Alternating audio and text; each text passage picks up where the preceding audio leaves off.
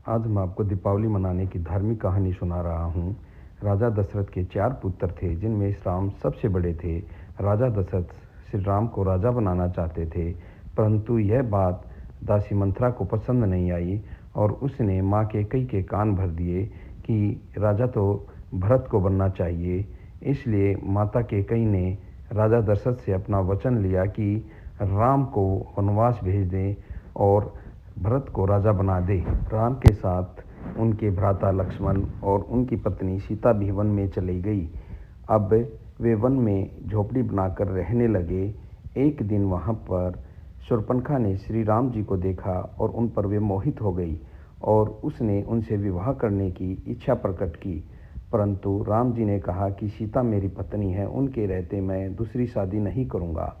यह सुनकर वह आग बुलबुला हो गई और उसने राक्षसी का रूप धारण कर माता सीता पर हमला कर दिया। यह देखकर लक्ष्मण ने शूर्पणखा की नाक काट दी और शूर्पणखा नाक कटने पर बहुत ही लज्जित हुई और वह अपने भाई रावण के पास पहुंची। रावण बहुत ही शक्तिशाली राजा था, उसके 10 मुख थे।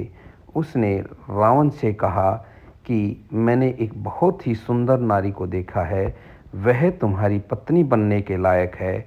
मैंने जब वहाँ से उसको लाने का प्रयास किया तो उन्होंने मेरी नाक काट दी।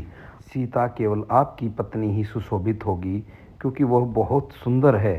रावण उसकी बातों में आ गया और उसने वन में पहुंचकर सीता माता का हरण कर लिया।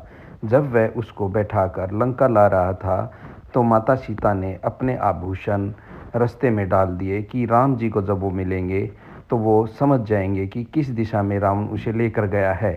राम जी ने वो आभूषण मिले और वह पीछा करते हुए आगे बढ़े। रास्ते में उनकी मुलाकात हनुमान जी से हुई तथा हनुमान जी ने उनकी भेंट सुग्रीव जी से कराई। अब माता सीता का पता लगाने के लिए हनुमान जी समुद्र लांघकर लंका पहुँचे।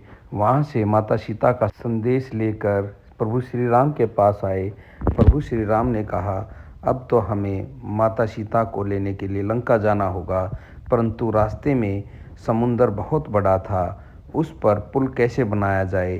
तब नल और नील की सहायता से राम नाम के पत्थर समुद्र में डाले गए, जिससे समुद्र पर पुल बन गया और राम जी लंका पहुँचे और वहाँ पर रावण का वध किया। अधर्म पर धर्म की जीत हुई। इसके पश्चात श्री राम जी अपनी पत्नी सीता और भ्राता लक्ष्मण के साथ अयोध्या पहुँचे, जहाँ पर लोगों ने दीप जलाकर दीपावली मनाई। तब से दीपावली का त्यौहार कार्तिक माह की अमावस्या को मनाया जाता है। बोलो जय श्री राम, जय माता सीता, जय वीर बजरंगबली हनुमान।